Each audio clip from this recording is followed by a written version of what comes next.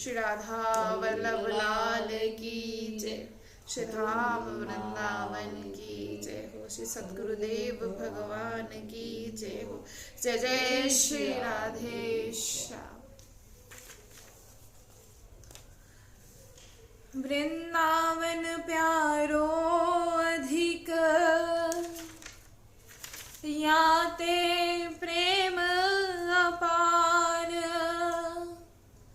जामे खेलती लाडली सर्वसु प्राण धार।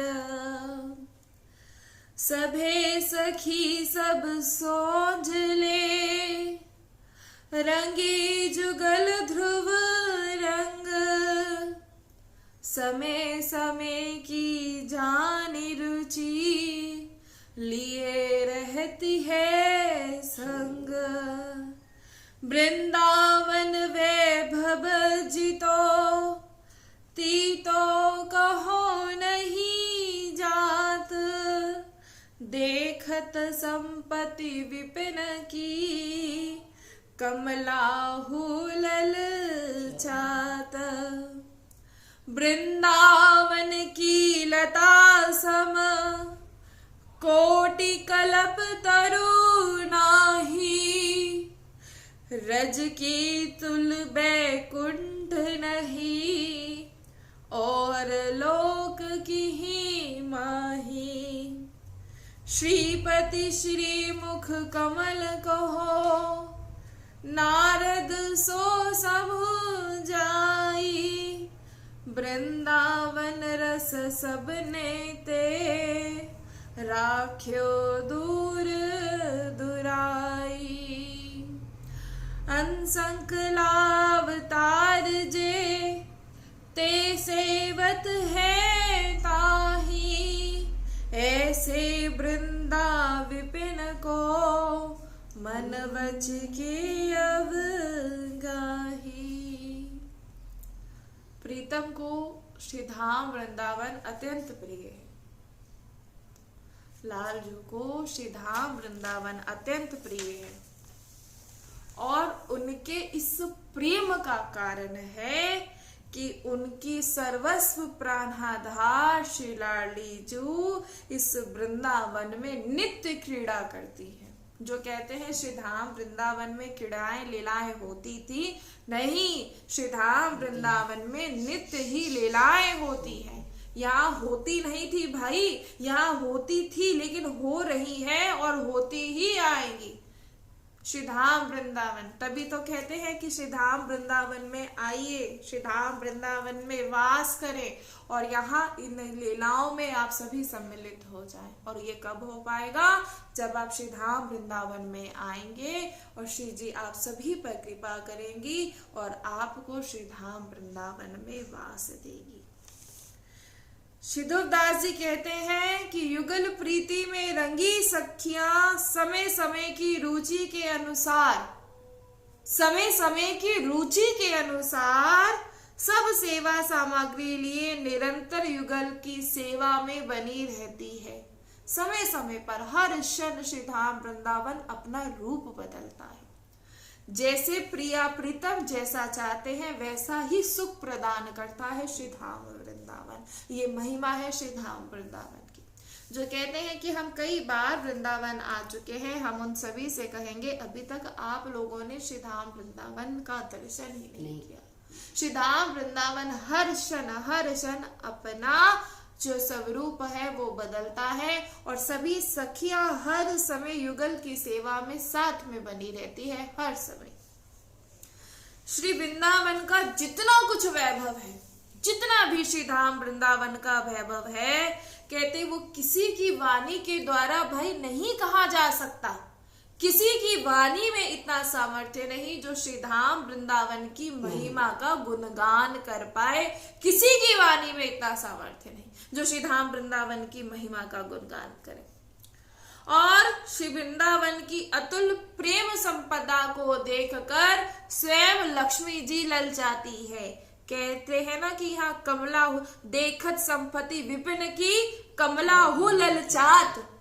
श्री धाम वृंदावन की जो ये संपदा, जितना भी वैभव है, कहते इसे देखकर जो लक्ष्मी जी हैं वो भी ललचाती हैं।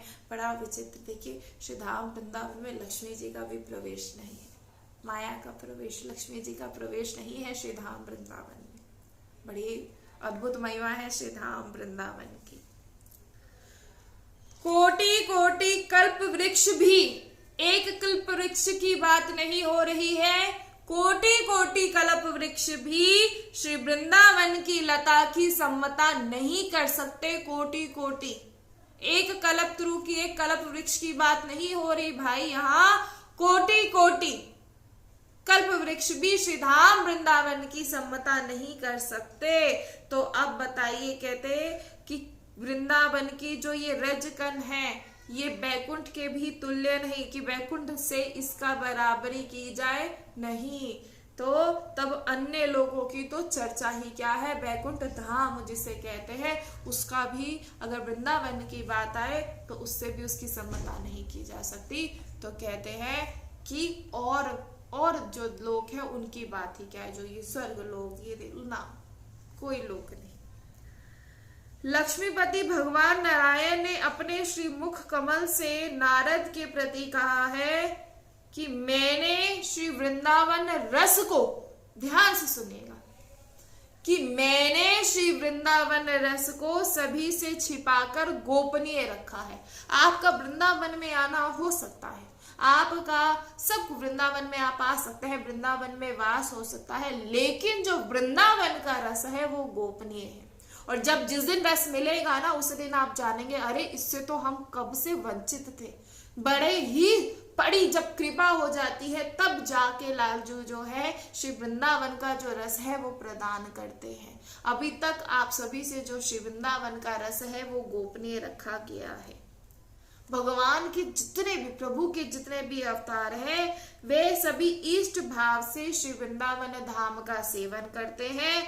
ऐसे ही श्री वृंदावन का मनसा वाचा अवगाहन ही अभिष्ट है।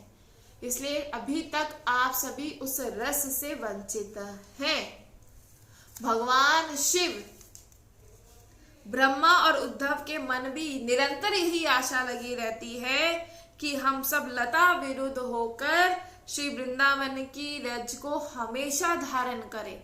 सबके मन में यही रहती है, जो रज शिव सनकादिक लोटक सो रज शीश चढ़ाऊं, किशोरी तेरे चरणन की रज पाऊं। ये सबको नहीं मिलती, इसलिए तो आप सभी से कहते हैं बार बार कि रज का सेवन करें, कृपा श्री लाडली जो की है। और देखिए कई बार ऐसा होता है आपके कुटिया पे ब्रज रज होती भी है, लेकिन आप उसका सेवन नहीं कर पाते। सब हर कोई श्री धाम वृंदावन की रज का सेवन नहीं कर पाता, चाहे आपके बस्ते में क्यों ना हो, चाहे आपके घर में क्यों ना हो, लेकिन सब श्री धाम वृंदावन की रज का सेवन नहीं कर पाते, क्योंकि निरंतर जो वृंदावन की रज का सेवन करते हैं उनको वो रस जल्दी ही प्रदान होता है। इसीलिए तो आप सभी से कहते हैं, कई बार आप सभी के प्रश्न होते हैं कैसे हमें वृंदावन का रस मिले, कैसे रसिकों का संग मिले। तो बस एकमात्र एक तो सबसे पहले श्री धाम वृंदावन का वास, और अगर वास नहीं हो पा रहा, क्योंकि यहाँ तो सब श्री जी की कृपा से होता है, तो आप क्या करें, आप जो रज है, जो ब्रज रज है, उसका आप सभी सेवन करें। और जब ब्रज रज जब सेवन करते हैं, फिर देखिए कैसी कृपा श्री लाडली जी की आप सभी पर अवश्य होती है। और कई बार हमने आपसे कहा है कि वृंदावन में वास करने के दौरान अगर कोई वास आप करना चाहते हैं, अगर उसमें कहते कोई व्यवधान डाले जो वास करने के लिए आपको रोके, तो वो शत्रु के समान है जो वृंदावन वास के लिए रोके। अब कहते कि उपासक को ऐसा निश्चय कर लेना चाहिए कि जो मुझे वृंदावन से दूर करे, जो वृंदावन वास के लिए जो मुझसे दूर करे, वृंदावन वास करने के लिए जो व्यवधान कोई डाले, तो वो मेरे शत्रु के समान। शत्रु के समान का तात्पर्य ये होता है कि उसमें आपको दोष दृष्टि नहीं करनी है। इसमें भी ये बात आपको ध्यान रखनी कि दोष दृष्टि करने नहीं, आप उसका संग छोड़ दीजिए, क्योंकि वो आपको वृंदावन से दूर कर रहा है। आपको उन्हीं का संग करना है कि जिनके संग से आपका भजन पड़े, आपको उन्हीं का संग करना है कि जिनके संग से हमें श्री धाम वृंदावन के वास के लिए और लालसा जागे, कि दिन भर प्रतिदिन मेरी जो लालसा है, जो मेरी इच्छा है क्या है कि श्री धाम वृंदावन की रज में खुद को विलीन कर देना, अखंड वृंदावन धाम वास। चाहे इस शरीर के टुकड़े क्यों ना हो जाए, चाहे ये शरीर खंड खंड क्यों ना हो जाए, लेकिन मैं धाम को छोड़कर मैं कहीं भी नहीं जाऊंगा। मेरा अपना है तो बस एक श्री धाम वृंदावन, इसके अतिरिक्त कुछ भी नहीं, सिर्फ श्री धाम वृंदावन। मेरे जीवन का आधार राधा नाम है और मुझे श्री धाम वृंदावन में वास कर कर इस ब्रजरज में विलीन हो जाना है। ऐसा उपासक को मन में निश्चय कर लेना चाहिए। ध्रुवदास जी कहते हैं, श्री ध्रुवदास जी कहते हैं कि वृंदावन वास के लिए जिनके मन में उत्साह ना हो, और चाहे वो आपके माता क्यों ना हो, पिता क्यों ना हो, पुत्र क्यों ना हो, पति क्यों ना हो, आदि क्यों ना हो, कोई भी क्यों ना हो, लेकिन अगर वृंदावन वास में जो व्यवधान डाले, जो रोके, तो ऐसों का आपको साथ ध्यान, आपका संग बिल्कुल छोड़ देना चाहिए, त्याग देना चाहिए। जो वृंदावन वास के लिए जो आपको रोके, तो कहते हैं ऐसों का संग आपको बिल्कुल छोड़ देना है। ये मत सोचिएगा, कहते नहीं, क्यों? क्योंकि वो आपको वृंदावन से दूर कर रहा है, आपके सौभाग्य को दुर्भाग्य में परिवर्तित कर रहा है, और ऐसों का बिल्कुल साथ छोड़ देना चाहिए। ठीक है, हम मानते हैं कि अन्य देशों में निवास करते हुए भजन हो जाता है, अरे हो जाता होगा भाई, लेकिन जो भजन श्री धाम वृंदावन में रहकर होता है वो और कहीं नहीं हो पाता। हम मानते हैं, आप कहे कि अन्य देशों में रहकर भजन हो पाता है, लेकिन एक बात याद रखिए, वृंदावन में अगर आप सो रहे हैं तो अन्य देशों में जो आप भजन करते हैं ना, अगर वृंदावन में मात्र आप सो भी रहे हैं तो वो उसके बराबर होता है। इसलिए कहते हैं वृंदावन वास। आप अन्य क्षेत्रों में चाहे जितना भी भजन करें, लेकिन वृंदावन में आकर क्या किया, सिर्फ सो गए, तो कहते हैं उसके बराबर वो भजन हो जाता है। वृंदावन में अगर आप निवास करते हैं और अगर मन घबराए कि कुछ नहीं हो रहा भाई, भजन नहीं हो रहा, कोई भजन नहीं हो रहा, यहाँ तो भजन करने आए थे, तो कहते हैं जब यहाँ की जो रज उड़ उड़कर आपको स्पर्श करती रहेगी, और पीने के लिए आपको क्या प्राप्त होगा, यमुना जल। और हर समय जिह्वा पर चाहे नाम ना है, लेकिन कहते जो हम सुनते हैं वैसा ही हमारा हमें पर प्रभाव होता है। तो आप यहाँ क्या सुनेंगे, आप राधा नाम ही तो सुनेंगे, राधा नाम ही तो सुनेंगे ना, और क्या सुनेंगे। यहाँ हर समय राधा है, हर समय राधा है, हर किसी की जिह्वा पर राधा है, चाहे कोई क्यों ना हो, चाहे कोई कितना भी दुराचारी क्यों ना हो, लेकिन उसकी भी जिह्वा पर श्री राधा है। अन्य क्षेत्रों में ये मिल पाएगा, नहीं हो पाएगा। श्री वृंदावन की अहेतु की कृपा का स्वभाव एवं प्रभाव तो आप सभी देखो कि श्री वृंदावन इस जीव की कर्म मलिनता को विचारे बिना ही इसे अपना लेता है। क्या हम इस लायक हैं कि हम श्री राम वृंदावन में वास कर पाए? लेकिन श्री वृंदावन की अहेतु की कृपा देखिए कि वो इस जीव पर ऐसी कृपा करता है कि वो कितना भी मलिन क्यों ना हो, उस पर इतनी कृपा करता है और उसे अपना लेता है। कभी सोचिए, इतने जन श्री धाम वृंदावन में वास कर रहे हैं, हम तो कहते किसी को मत देखिए, किसी को मत सोचिए, सिर्फ खुद को देखिए, क्या हम इस लायक हैं कि हम श्री धाम वृंदावन में वास कर पाए? लेकिन ये श्री धाम वृंदावन की अहेतु की कृपा है कि बिना परखे किसी के वो नहीं देखता कि इसके कर्म कैसे हैं। यहाँ आपके किसी कर्मों का पुण्य नहीं मिला, कैसे कर्म कर दिए हम लोगों ने, हमारे द्वारा कभी कोई ऐसे कर्म हुए नहीं, लेकिन ये तो श्री धाम वृंदावन की अहेतु की कृपा है। जिस प्रकार मैले कुचले बालक को माता गोद में ले लेती है, वो बिना जांचे परखे कि वो पहला कुचला है, लेकिन उसे गोद में ले लेती है, और ऐसे ही श्री धाम वृंदावन है। हम इतने मैले कुचले हैं, लेकिन धाम हम पर ऐसी कृपा करता है, हमें अपना लेता है। वृंदावन से बाहर अन्य क्षेत्रों में भजन नहीं होता, लेकिन वृंदावन में रहते ही, वृंदावन में वास करते ही भजन हो जाता है। जिस प्रकार एक छोटा बालक जाता है बाजार में अपनी माँ के साथ और उसका मन मचलता है, बाहर इधर उधर की चीजों को देखकर उसका मन मचलता है, लेकिन उसकी माँ उसका हाथ पकड़कर उसे जबरदस्ती खींच कर ले जाती है, ऐसे ही श्री धाम वृंदावन है। हमारा मन भटकेगा क्योंकि उसका स्वभाव है, वो भटकेगा, लेकिन श्री धाम वृंदावन की अहेतु की कृपा है कि वो हमारा हाथ थाम कर हमसे भजन करवा ही लेता है। हम जितनी लाख कोशिश करें कि हम भजन छोड़ दें या हम कभी मन ना लगे, लेकिन ऐसा आपके साथ अवश्य होगा कि श्री धाम वृंदावन आपसे भजन करवा ही लेगा। और ऐसा होता है। ये वृंदावन है, वृंदावन, सोच समझ कर आइएगा। अभी जो सामान्य दृष्टि से देख रहे हैं वृंदावन को, नहीं, श्री धाम वृंदावन बड़ी कृपा करता है, इसलिए कहते हैं श्री धाम वृंदावन सोच समझ कर आइएगा। अन्य देशों में ये नहीं हो पाता। अन्य देशों में संसार की ओर खींच खींच कर लिया जाता है। देख लीजिए, हम झूठ थोड़ा ना कहते हैं। अगर हमारी एक भी शब्द, हमारा एक भी वाक्य गलत हो तो आप कह दीजिए कि हम झूठ बोल रहे हैं। हम बिल्कुल सत्य कह रहे हैं और ये आप सभी जानते हैं। आप सभी जानते हैं कि हम सत्य कह रहे हैं। श्री धाम वृंदावन की इतनी कृपा होती है कि भजन सहज में हो जाता है, सहज में हो जाता है, लेकिन अन्य देशों में नहीं होता। ये जीव यानी हम जो हैं अब गुणों से भरे हैं। न जाने कितने कितने अब गुण हैं हमें। कभी सोचे, झूठ तो बोल देते हैं कि नहीं पक चुके हैं, तैयार हो चुके हैं, लेकिन अभी भी ये घड़ा पड़ा ही कच्चा है। अभी भी ये नहीं पका है, क्योंकि ताप सहन नहीं कर पाता। जरा सा ताप आता है तो घबरा जाता है, उसे उस ताप का एहसास होता है, जलन होती है। कभी किसी के शब्द जलन करते हैं, कभी ये शरीर का रोग दुखी करता है, बहुत सारी चीजें। लेकिन वृंदावन इतनी कृपा करता है, कहते हैं कि कितना भी अवगुणी क्यों ना हो, लेकिन श्री धाम वृंदावन उसे प्यार और दुलार करता है। कितनी कृपा है श्री धाम वृंदावन की। वो प्यार और दुलार करता है, चाहे कैसा भी क्यों ना हो।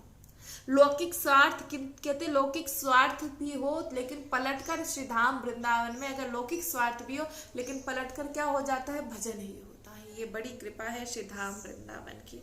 तो कहते हैं इतने अवगुणी जीव को भी श्री धाम वृंदावन जब दुलार करता है, तो वृंदावन को छोड़कर कैसे जाया जाए भाई?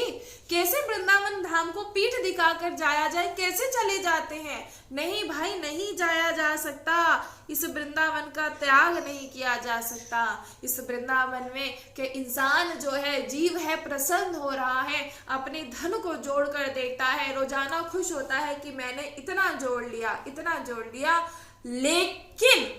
लेकिन प्रभु देखकर हंसते हैं, प्रभु देखकर हंसते हैं कि इसके कितनी सांसें जा रही हैं, ये कितना अपने समय को नष्ट कर रहा है। जीव हंसता है, मैं बहुत प्रसन्न होता है, मैं बहुत कुछ जोड़ रहा हूं, लेकिन प्रभु देखकर हंसते हैं, उसकी इस स्थिति को देखकर हंसते हैं। ये अज्ञानता के कारण अपने समय को नष्ट कर रहा है, तो जीव जो प्रभु है वो देखकर हंसते हैं। इसीलिए कहते हैं कि अपनी आयु को नष्ट ना करो भाई, अपने समय को नष्ट ना करो और श्री धाम वृंदावन में आओ। श्री धाम वृंदावन भजन की रसमयी भूमि है। यहाँ स्वतः ही हमें अपने आप ही, कहते खुद ही, स्वतः ही, कोई प्रयास नहीं करना पड़ता, यहाँ भजन स्वतः ही हो जाता है। आपको कोई प्रयास नहीं करना पड़ता। यहाँ जिब्या पर राधा नाम के लिए आपसे कोई बोलेगा तो राधे राधे ही बोलेगा, जिब्या पर राधा नाम ऐसे ही आ जाता है। सहज में भजन हो जाता है श्री धाम वृंदावन में आकर।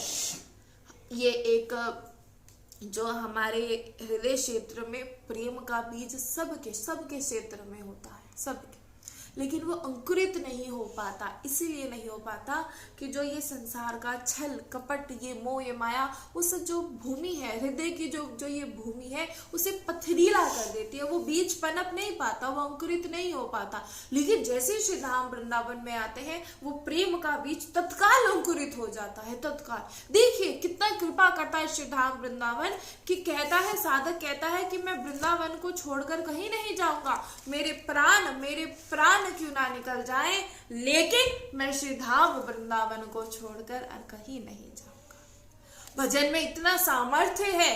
जो कहते हैं कि क्या भजन में इतना सामर्थ्य है कि जो प्रारब्ध भोग है वो नष्ट हो सकता है। भजन में भैया बहुत सामर्थ्य है। जानिए, खुद का प्रारब्ध तो छोड़िए, दूसरे का भी प्रारब्ध नष्ट करा सकता है। भजन में इतने सामर्थ्य। अब जो कहते हैं आप तो इतना भजन करते हैं, आपको क्यों फिर ये रोग होता है, आप क्यों बीमार होते हैं? देखिए, ये तो लीला है, ये तो लग रहा है कि आपको हो सकता, आप लोग संसारी हैं, आप लोगों को ऐसा लग रहा है कि हमें कोई कष्ट हो रहा है। हमें वास्तविक में कोई कष्ट नहीं होता, हमें कोई कष्ट नहीं होता। हम बार बार कहते हैं जब ऐसा कुछ हो तो बड़ी कृपा होती है श्री जी की, बड़ी कृपा होती है। उस समय श्री जी बड़ा लाड़ लड़ाती हैं। आप अभी नहीं जान पाएंगे, जब ऐसी स्थिति में आएंगे तो जान पाएंगे कि जब ऐसा कोई रोग हो जाए या शरीर से कोई प्रतिकूलता मिले, उस समय श्री जी बहुत दुलार करती हैं। और फिर तो आप कहेंगे कि हे लाडली जो ऐसी प्रतिकूलता तो हमें दीजिए। जो रोते हैं मुझसे सब छूट रहा है, जो रोते हैं मेरा सब कुछ छूट रहा है, अरे जब से भजन करने लगा मेरा ये नुकसान हुआ, अरे जब से भजन करने लगा शरीर साथ नहीं देता, अरे जब से भजन कर रहे हैं इसका नुकसान, ये नुकसान हो रहा है, अरे जब से भजन क्या सारे रिश्ते टूट रहे हैं। अरे इसे ही तो कृपा कहते हैं। जब तक वहां से छूटोगे नहीं तो यहाँ कैसे आओगे प्यारो, कैसे आओगे, कैसे आओगे। कभी मत सोचिएगा अरे वो भजनानंदी आए, वो भक्त को बुलाया, इतनी संत सेवा करी, लेकिन बदले में क्या हुआ, हमारा इतना नुकसान हो गया, हमारा ऐसा हुआ वैसा हुआ। तो हम यही कह रहे हैं ये आप पर कृपा हो रही है। जब तक छूटेगा नहीं तब तक कैसे आएंगे, नहीं आ पाएंगे। इसलिए जानिए भजन करने से प्रारब्ध बदल जाता है, ये बिल्कुल सत्य है। अनंत जन्म हो चुके हैं भाई, एक जन्म नहीं अनंत जन्म हो चुके हैं, करोड़ों जन्म हो चुके हैं। जब से जन्म हुआ है तब से ही शुभ और अशुभ कर्मों का जो पूर्ण भंडारा लगा हुआ है, नेक मात्र थोड़े से थोड़ा ना है, पूरा भंडारा लगा हुआ है ये शुभ और शुभ कर्मों का। अगर हम भोग को काटना चाहें तो करोड़ों जन्म भी क्यों ना लग जाए, लेकिन इन भोगों को नहीं भोग पाएंगे। एक जन्म नहीं करोड़ों जन्म भी क्यों ना लग जाए। तो कहते हैं तो हम भगवान क्या करते हैं, प्रभु हम पर अतिशय कृपा करते हैं, बहुत कृपा करते हैं। जब जीव शरणागत हो जाता है, जब जीव ऐसे हो जाता है कि मैं आपके शरणागत हूं, मैं नहीं जानता, मैं आपके ही हवाले, मैं नहीं जानता, तो कहते हैं उसके जितने भी अशुभ कर्म होते हैं उन्हें जितने भी वो संचित जो अशुभ कर्म होते हैं उन्हें जलाकर राख कर दिया जाता है जब जीव शरणागत हो जाता है। आप खुद सोचिए, बार बार कहते हैं ऐसे कोई पुण्य किए जो आपकी जिब्या पर राधा नाम आ जाए, नहीं। कितने दुराचारी, कैसा दुराचारी क्यों ना वो भी राधा नाम जप रहा है, उस पर भी उतनी कृपा है जितनी कृपा श्री जी हम पर कर रही है। लेकिन यहाँ आपके जो अशुभ कर्म है जब शरणागत हो जाएंगे तो वो सब जलाकर राख कर दिए जाएंगे। जैसे एक पूरे भंडारे में जिसे कहते हैं आग लगा देना, आग लगा दी जाती है। इसलिए जानिए ये अब जिस कर्मों का परिणाम स्वरूप जो हमें भोगने हैं, जो इस शरीर की हमारी रचना हुई है, क्योंकि जो पहले हुई थी वो जन्म से लेके मरण तक पूरा हिसाब तो था, वो हमारा फिट हो गया पहले जो हुई थी। लेकिन अब जो दिखाई देगा, जो हो रहा है, कहते वो पहले से ही फिक्स है कि इतनी अवस्था में ऐसा होगा, इतनी अवस्था में ये होगा। ये कहते ना कि पहले ही लिख दिया जाता है कि इसके साथ ऐसा होगा वैसा होगा, ये पहले ही हो जाता है कि इसकी ऐसी दुर्घटना होगी, इसका ऐसा होगा, ये सब कुछ ये फिक्स होता है। सिर्फ अगर नहीं होता, अगर फिक्स नहीं होता तो भजन को छोड़कर, सिर्फ ये फिक्स नहीं होता, बाकी सब चीजें फिक्स होती है, लेकिन कभी ये फिक्स नहीं होता कि भजन आपका फिक्स हो कि इस उम्र में आकर आप भजन करेंगे, ये नहीं होता। शुभ अशुभ कर्मों का पहले से तय है, तो वो जो प्रारब्ध आ रहा है उन्हें रोक करके, कम करके, कृपा करके वो उसे हमें भुगता देते हैं। आज देखिए जो हम भोग रहे हैं, आज शरीर को बड़ा कष्ट हो रहा है, तबीयत हम कहते हैं स्वास्थ्य खराब है, हो सकता है कितना बड़ा होता, लेकिन प्रभु कुछ थोड़ा सा ही वो हमें देकर वो सब भुगतवा देते हैं। इसलिए तो प्रभु की कृपा है। हम क्या, अरे कोई भजन, एक बार बताइए, हम तो बार बार कहते हैं, जो कहते हैं कि भजन कर रहे हैं लेकिन फिर भी देखिए कैसे रहते हैं, भजन कर रहे हैं फिर भी देखिए अरे बड़े अच्छे रहते हैं, बड़ी कृपा करती है श्री लाडली जो, सच बता रहे हैं, इतनी कृपा करती है। ये आप लोग कैसे जाने, जब भी हो पाएगा जब आप करेंगे।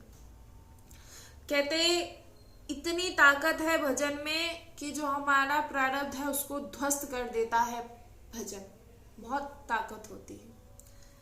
पर शरणागति ये नहीं चाहता कि उसे, जो आज जैसे अगर हम बीमार हैं, हम अस्वस्थ हैं, तो हम ये थोड़ा ना कहेंगे कि प्रभु से कि हे नाथ आप हमें ये कष्ट ना दे, बस इतना सा मांगते हैं। ये तो फिर ही मांग हो गई।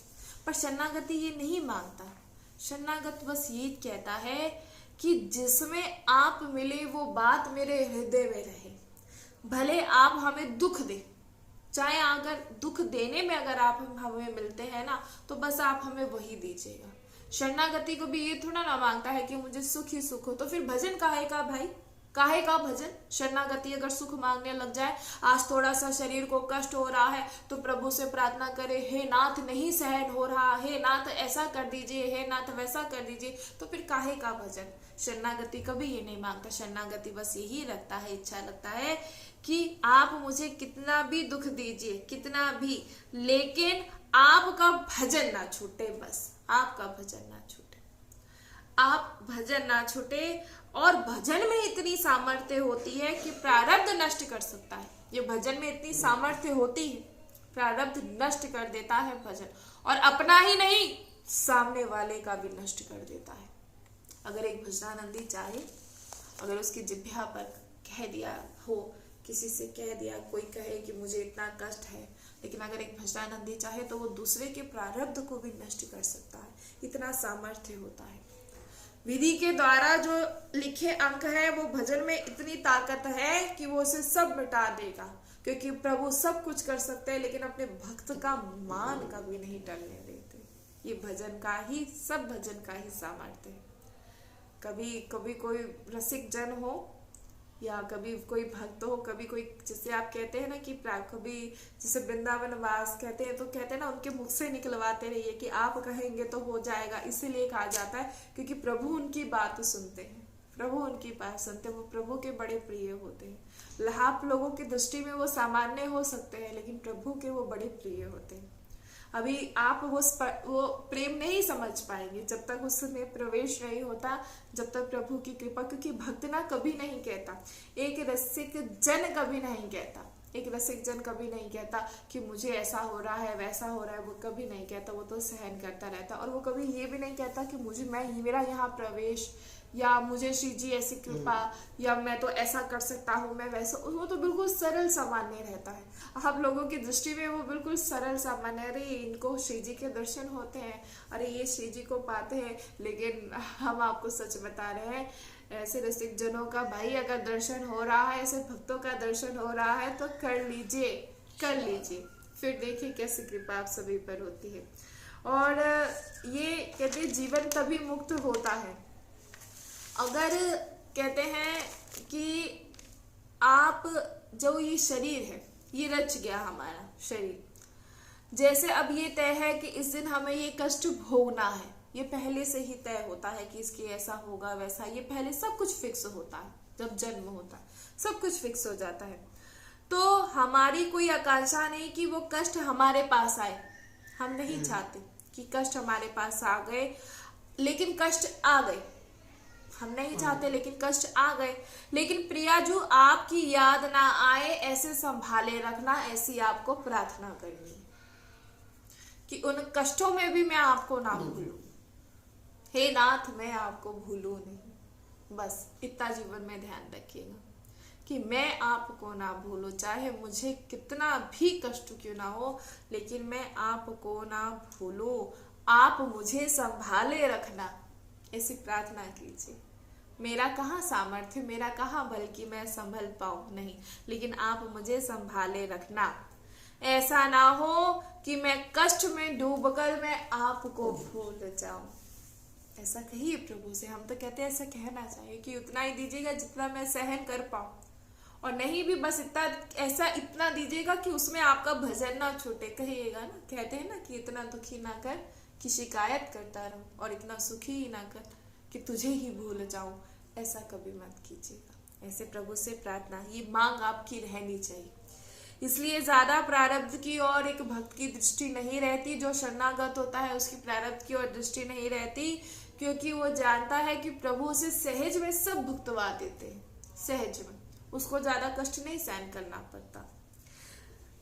माधव दास बाबा जी जगन्नाथपुरी जी गए थे, माधव दास बाबा जी, तो उनको एक बार शौच होने का, बार बार जैसे होता है, तो उन्हें शौच होने का रोग लगा। तो बहुत ज़्यादा बूढ़े थे, बहुत ज़्यादा उम्र थी, तो 2-4 बार ही ऐसी वो जो शौच बार बार शौच जा रहे थे, तो एक बहुत कमज़ोर जैसे शरीर हो जाता है, तो एकदम से विथिल हो गए। और एक स्थिति तो ऐसी आ गई कि पड़े हैं और उसी में शौच हुआ जा रहा है, उसी में तो बेहोश हो गए। और जब माधवदास बाबा को होश आया तो क्या देखा, 14 वर्ष का उम्र का एक बालक, 14 वर्ष का एक उम्र का बालक था। तो वो क्या कर रहा था, और पीताम्बरी ओढ़े था, बड़ा ही सुंदर। तो उनके जो मल से सने जो लंगोट थे, उन्हें धो करके सुखा रहे थे और नए नए लंगोटी बनाकर उनको पहना रहे थे। अब तो उन्होंने सोचा, माधवदास बाबा ने, कि मुझे गरीब अकीम चंद का कौन हो सकता है, मेरा तो कोई नहीं। एक भक्त को, एक शरणागत को ऐसा पूरा विश्वास, एक पूरा ऐसा होना चाहिए कि मेरा तो कोई नहीं, मेरे तो बस प्रभु हैं। जिस दिन आपके मन में ये भाव आ गया ना, मेरे तो प्रभु है, प्रभु साक्षात आते हैं, प्रभु साक्षात आते ही जीवन में बात ध्यान रखिएगा। ये कोई झूठ नहीं है कि आपसे कुछ अच्छी अच्छी बातें कर लेना, अरे भैया झूठ नहीं है, सत्य है, लेकिन वो स्वीकार आपको करना पड़ेगा। आप लोग जो आसरा लेते हैं ना कि ये मेरा आसरा है, इससे बात, ये मेरा आसरा है, कोई आसरा नहीं है, कोई भी आसरा नहीं है। जीवन में भी ये बात ध्यान रखिएगा, आपका कोई आसरा नहीं, आपके बस केवल प्रभु है। इतनी बात जीवन में ध्यान रखिए, मेरे प्रभु है और कोई नहीं, बस। और आपके लिए कोई कुछ करता है, आपके लिए नहीं कर रहा, बस वो प्रभु ने निमित्त बनाया है तो भेजा है, बस। इस बात पे ध्यान रखिएगा। और सच बता रहे हैं, ये झूठ नहीं कह रहे। कभी यहाँ आके देखिएगा, अब कुछ दिनों से स्वास्थ्य खराब था, तो एक नहीं, अब जान यहाँ एक हमारी बैठी हैं, सखी बैठी हैं, और भैया लोग, इतना 3-4 लोग ऐसे सेवा में लगे हैं। अब आप बताइए, ये कौन है? ये क्या हमारा इतना सामर्थ्य है कि हम कहाँ किसी से प्रेम करते हैं, हमें कहाँ किसी को रिझाना आता है, हम तो बस इन्हें रिझाते हैं। अब ये इनके ऊपर छोड़ा है, तो देखिए इतनी सेवा हम बता रहे हैं आपको, 3-4 जन लगे हुए हैं। जिस दिन सबसे स्वास्थ्य खराब है, एक नहीं 3-4 जन लगे हुए हैं, और सिर्फ किसके लिए? सिर्फ श्री जी के लिए, बस। तो ऐसा होता है, करके देखिए, ये हम झूठ नहीं बोल रहे। अगर आपको हमारी झूठ लगे हो, सामने ही सखी बैठी है तो वो बता देंगी हमारी बातें अगर लग रही हो। लेकिन प्रभु, इसके लिए विश्वास होना बड़ा जरूरी है। प्रभु से आपको बिल्कुल विश्वास बनाना, विश्वास और प्रेम होना पड़ेगा। अब माधवदास बाबा कह रहे हैं कि मुझ गरीब हकीम चंद का तो भाई कौन हो सकता है।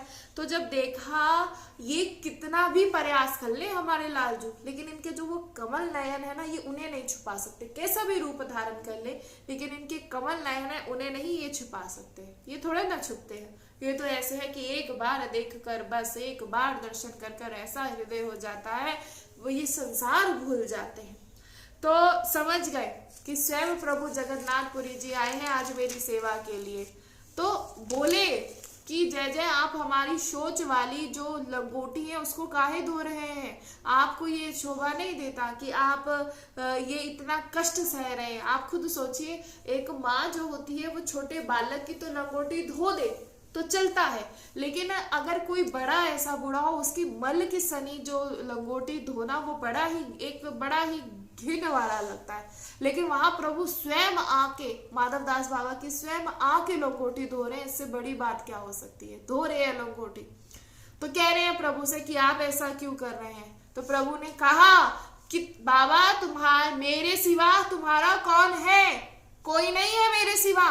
तो मैं नहीं आता तो कौन करता? मुझे आना पड़ा। प्रभु ऐसा करते हैं, किसी ना किसी रूप में किसी को भेजते हैं, लेकिन होते वो स्वयं प्रभु है। जीवन में बात ध्यान रखिएगा, जो प्रभु पर विश्वास करते हैं, प्रभु उनके लिए किसी ना किसी को भेजते हैं। और ये नहीं कि आपके कोई निज जन होंगे, नहीं, कोई किसी को भी भेज देते हैं, और ऐसा होता है। आज हम कहें कि ये जो सब हमारी आज सेवा में श्री जी की कृपा से, ये क्या हमारे निज जन? ये सिर्फ हमारी वो लाडली जू के निज जन है जो हमारी सेवा के लिए है। श्री जी ने कृपा करी, श्री जी जानती हैं, श्री जी दिखाती हैं, श्री जी दिखाती हैं कि तू देख, हमारे भजन को होता है ना, पुष्ट करती है, पुष्ट होता है हमारा भजन, हमारा विश्वास को बढ़ाती है। आज तक का ये एक रिकॉर्ड रहा है, कभी विश्वास को टूटने नहीं दिया श्री जी ने, आज तक का।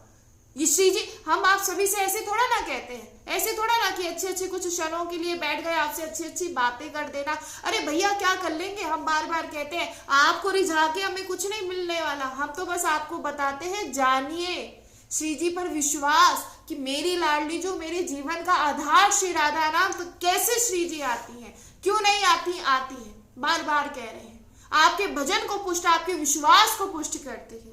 तो कह रहे हैं वहां ठाकुर जी जगन्नाथ जी कह रहे हैं माधव दास बाबा से कि मेरे सिवा आपका कोई नहीं, अगर मैं नहीं आता तो कौन सेवा करेगा, कौन आपकी सेवा करेगा। और वो मल से सने वो शौच वाली लंगोटी धो धो के उसको सुखा रहे हैं और उनको नई नई लंगोटी पहना रहे हैं। तो ऐसी प्रभु की महिमा है, आप बताइए। ये प्रारब्ध, अरे प्रारब्ध तो दिखाने के लिए होता है, थोड़ा सा होता तो बहुत ज्यादा है, बहुत ज्यादा होता है, लेकिन बहुत कम में ही वो सब निपटवा देते हैं। अब कहते हैं माधव दास बाबा ने कहा कि एक बात बताओ, जब इतना कष्ट आप सह रहे हो, मेरी वो सोच से सनी आके लंगोटी धो रहे हो, तो मुझे प्रारब्ध ही क्यों दिया, वो प्रारब्ध मिटा ही देते ना, प्रारब्ध मिटा ही देते। तो कहते प्रभु ने कहा कि उस प्रारब्ध में मैं आपको प्रारब्ध भुगतवा रहा हूं, लेकिन उस प्रारब्ध में मैं आपके साथ हूं। और ऐसा होता है, हम झूठ नहीं कह रहे, ऐसा होता है। ऐसी ऐसी लीलाएं हम बार बार कहते हैं। प्रभु पर विश्वास अवश्य रखिए, तो विश्वास को कभी टूटने नहीं देते। कहते भोग लो, प्रभु ने कहा ना कि जो प्रारब्ध भोग रहे, मैं आके खड़ा हुआ ना, मैं आया ना, मैं आपके साथ हूं।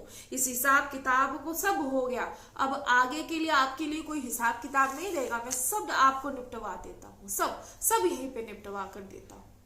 भगवान भी चाहते हैं कि मेरे भक्त जो इनका प्रारब्ध है वो भोग ले, उनके लिए कोई आगे के लिए कोई प्रारब्ध ना बचे। नहीं तो हर जन्म में ऐसा होता है, लेकिन अब ना हो। जैसे कोई सरकारी कर्मचारी होता है, अगर उससे कोई गलती हो जाए तो दुनिया को, संसार को दिखाने के लिए उसे दंड दिया जाता है। क्या करा जाता है कि उसको सस्पेंड कर दिया जाता है ना। वो तो सबको दिखाने के लिए होता है कि इसे सस्पेंड कर दिया गया, लेकिन वास्तविक में क्या होता है, उसे सारी सुविधाएं दी जाती हैं। ऐसे ही भक्तों के साथ होता है। संसार देख रहा है अरे ये तो कष्ट भोग रहा है ना। संसार सोचता है अरे इतना, कभी कभी लगता है अरे इतना भजन करता है, इसे इतना कष्ट क्यों, जब देखो रोग इसे है, इसे ये रोग है, ये बीमार हो जाता है, इसके साथ ऐसा होता है, वैसा होता है। लेकिन वो आप सभी को दिखाने के लिए कि संसार देख रहा है, लेकिन वास्तविक में उस प्रारब्ध में प्रभु साथ होते हैं। वास्तविक में उस प्रारब्ध में प्रभु साथ होते हैं भुगतवाने के लिए। इसलिए प्रभु के शरणागति होना बहुत जरूरी है। प्रभु हमारे सभी प्रारब्ध को निपटवा देंगे, लेकिन जब वो निपटवाएंगे वो हमारे साथ होंगे। जैसे क्या होता है, बच्चा रोता है, माँ जब जैसे ही माँ देखती है कि अब इसे पिता बहुत बुरी तरीके से मारेगा, जब बच्चा रोता है कि आज तो पिता को गुस्सा आता है, तो माँ जानती है कि अगर पिता मारेगा तो बहुत बुरा मारेंगे, बहुत बुरी तरीके से पिटाई करेगी, तो माँ ढोंग करती है उसे डांटने का, और जानबूझ के एक आधा चाटा लगा देती है। लेकिन उस चाटे में उस बालक को जोर से दिखाती है कि जोर से लगा, लेकिन लगता नहीं। फिर पिता शांत हो जाता है क्योंकि माँ ने डांटा है, माँ ने किया है, अब मैं क्यों मारूं। ऐसे ही प्रभु है, संसार देख रहा है कि इसे बहुत सहना पड़ रहा है, इसे रोग सहना कर पड़ रहा है, इसका शरीर अस्वस्थ है, या इसके पास ऐसा नहीं वैसा नहीं, वो तो प्रारब्ध आप लोग देख रहे हैं, लेकिन प्रभु उसे बहुत कम में निपटवा देते हैं। और हम तो बार बार कहेंगे कि अगर ऐसी प्रतिकूलता में श्री जी का इतना स्नेह मिलता है, तो ऐसी प्रतिकूलता हमें आती रहे। ऐसे ही हरि करते हैं कि जो ये दुख प्रारब्ध है, ये थोड़े में ही सब निपटवा देते हैं और उसके अंदर आनंद दे देते हैं, और उसको पता ही नहीं चलता। और यदि कोई चाहे प्रारब्ध नष्ट हो सकता है, तो बिल्कुल भजन में इतना सामर्थ्य है कि अपना प्रारब्ध नहीं, दूसरे का प्रारब्ध भी खत्म कर सकता है। भजन में इतना बहुत ज्यादा सामर्थ्य है। एक भगत जी थे, तो उनके गले में कैंसर था, यही ब्रजवासी थी, यही की बात बता रहे हैं, कुछ ज्यादा पुरानी बात नहीं, अभी थोड़े वर्षों पहले की ही बात है। तो बाबा के पास बार बार एक स्वामी जी के पास जाते थे और बोलते थे कि स्वामी जी कैंसर हो गया है गले में, अगर आप सुबह तो आप चाहो तो मेरा कैंसर खत्म, मतलब बार बार बाबा के पास जाते थे। स्वामी जी थे जो उनके पास जाते थे। अब एक दिन स्वामी जी सुबह जैसे उठे, वो दातुन करते हैं तो कुल्ला कर रहे थे। अब वो फिर से सुबह सुबह बाबा आ गए तो स्वामी जी कुल्ला कर रहे थे। तो बोले, फिर से वो बोलना उन्होंने शुरू किया कि आप कृपा करोगे तो जो ये मेरा कैंसर है खत्म हो जाएगा। तो जोर से, मतलब पहले तो थूक दिया, जो मुंह में कुल्ला कर रहे थे वो थूक दिया, उनके गले पर ही थूक दिया।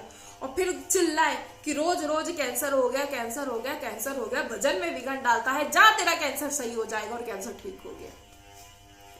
ये सत्य बता रहे हैं, कोई मन गलत नहीं, ये बिल्कुल सत्य बता रहे हैं। रोज उनके पास आके रोते थे, अरे स्वामी जी कैंसर हो गया, कैंसर हो गया।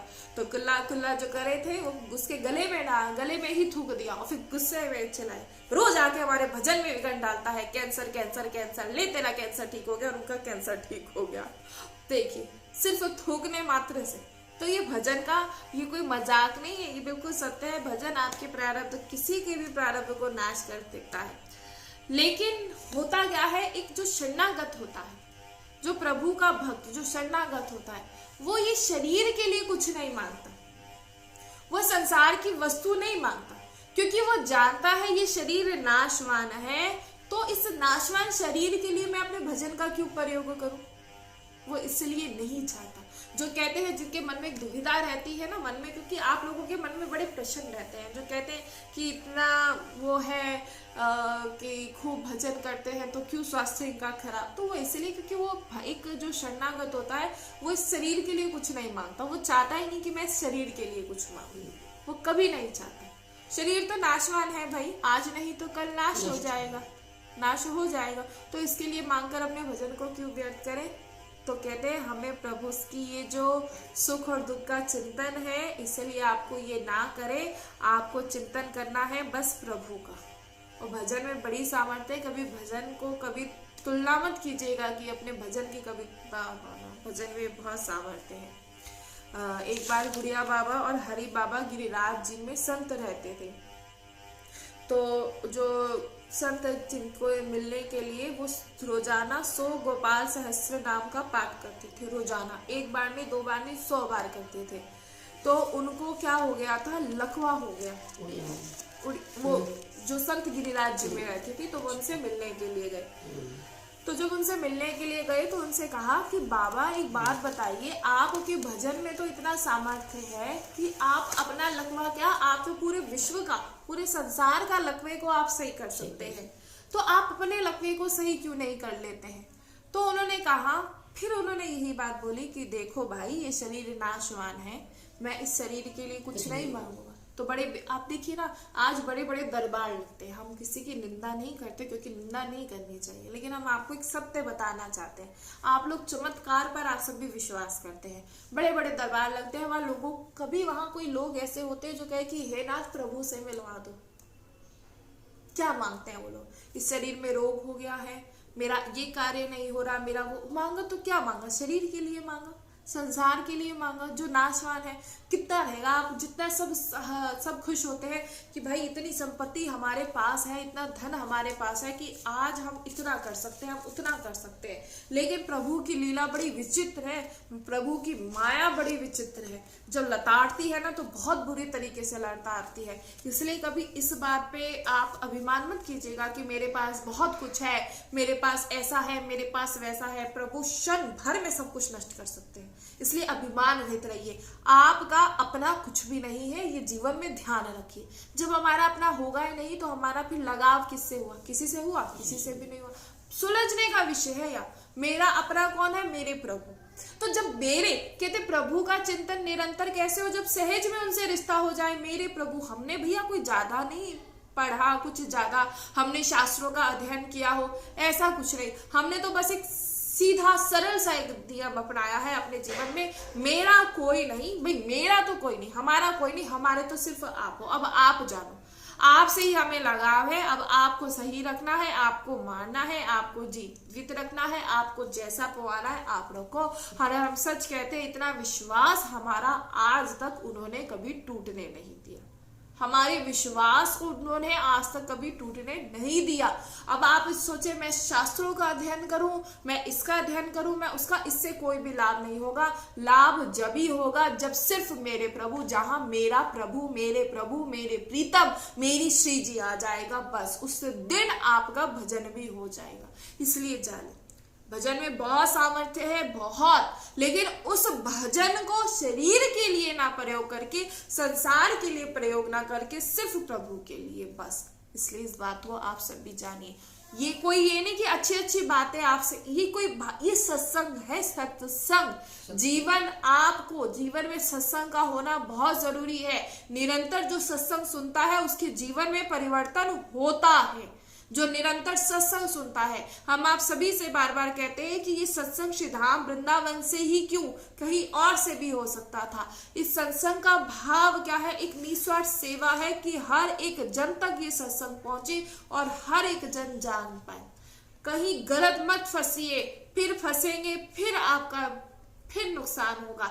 इसलिए सही राह पकड़िए। सिर्फ केवल मेरे प्रभु हैं और कोई नहीं। और जो मुझे शरीर में कितना भजन करने के बाद इतना कुछ सहन करना पड़ रहा है, कौन सहन कर रहा है? कोई सहन नहीं कर रहा है। तो शरीर है, नाशवान है, और वो प्रारब्ध प्रभु रचवा, अगर आप भुगवा रहे हैं, उसमें प्रभु आपके साथ है। तो काहे को घबराते हो भाई? मत घबराइए। इसलिए जानिए, जितना हो सके उतना सत्संग श्रवण करें और हर समय प्रभु का चिंतन, हर समय प्रभु का नाम, रूप, लीला, धाम, ये चारों ही समान है। चाहे प्रभु का नाम हो, रूप हो, चाहे लीला हो, चाहे धाम हो। और जितना हो सके उतना राधा राधा राधा राधा आप सभी अवश्य जपे। हमें बड़ा, क्योंकि देखिए आप हमसे कितना भी कुछ कह लीजिए, कितना भी कुछ कह लीजिए, लेकिन ना देखिए, जो प्रभु को वास्तविक में पाना चाहता है, इतना एहसास हो जाता है। इसलिए हम बार बार कहते हैं अच्छी अच्छी बातों करने से प्रभु नहीं रीचेंगे। अपना जो समय को नष्ट ना करके समय को भजन में लगाएं। इसीलिए जानिए। और इसलिए हम आप सभी से हमारी ये प्रार्थना है कि जो आपको ये समझाया जा रहा है, ताकि आप उस कृपा को पा पाए और अपने सौभाग्य को दुर्भाग्य में परिवर्तित ना करें। प्रभु ने बड़ी कृपा करी है, बहुत कृपा करी है कि आपको श्री धाम वृंदावन में आपको बुलाया है। और अगर नहीं बुलाया है तो रोजाना श्री धाम वृंदावन आपके घर आता है। इससे बड़ी कृपा कोई और नहीं हो सकती। सत्संग है, देखिए सत्संग कथाएं हैं या कुछ है, कितना वो व्यय करके ये सब कुछ होता है ना, कितना कुछ करके ये सब कुछ होता है। लेकिन जो वास्तविक में सच्चाई वो तो आपको बताई जा रही है। आपका कुछ इसमें जा रहा है, कुछ नहीं जा रहा। यानी वही वाली बात हो गई कि एक वैद्य जी के पास दो औरतें गई वैद्य जी के पास।